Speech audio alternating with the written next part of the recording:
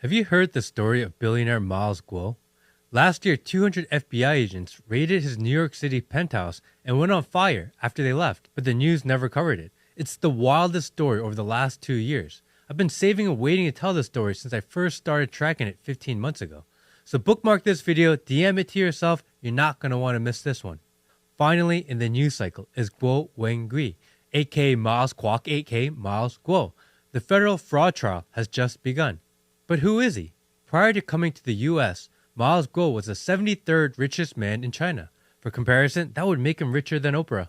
Made his money in real estate and technology, and was a known associate of the top leadership of the CCP.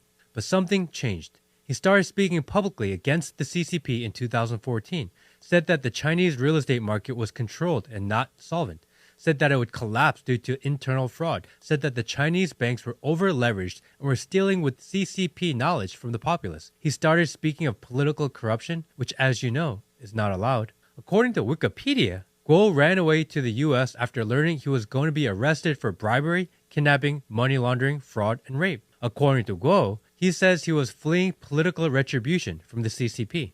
In 2017, from the $82 million Central Park penthouse, he started to livestream, calling out the CCP, creating an organization and movement to overthrow it, started a group called the New Federal State of China, gathering other CCP whistleblowers. 2017, the CCP, working with Interpol and the FBI, attempt to bring Guo back from the US to China. After failed attempts, the head of investigation for Interpol went missing. Between 2017 and 2019, here are a list of ideas that he put out into the world. Hey tech overlords, I'm not saying it, I'm repeating what he alleged, all before 2020. 1. Guo said that the CCP was working on a bioweapon, that it would be released to the world, and that the damage would not be the virus, but the vaccine treatment. 2. Guo said that the Chinese real estate market would crash, and that the banks did not have the cash they said they did, that the entire market was inflated and fraudulent. 3.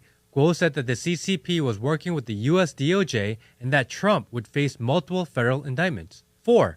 Guo said that the Dominion voting machines were compromised. His proof? He was one of the major investors in the company that wrote the software. 2021, SEC goes after him for regulatory violations where he settles for $539 million.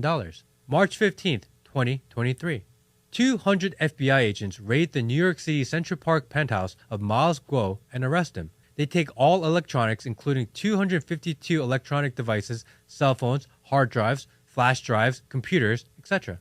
Immediately after the FBI leave, his 2-story penthouse erupts in fire. Again, 200 FBI agents raided an $82 million penthouse in the middle of Central Park. The 2-story apartment goes on fire, attracts all types of firefighters and commotion, and the news didn't touch it.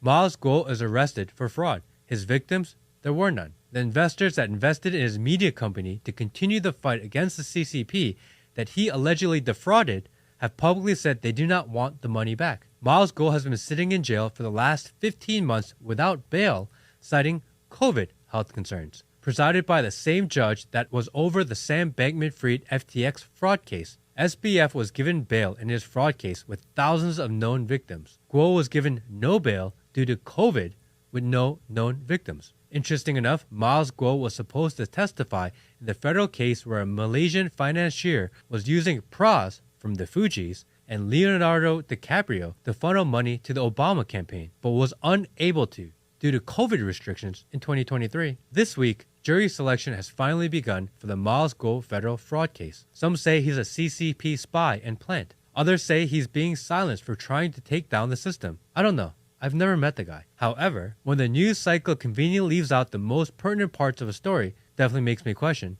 should we continue to follow this trial?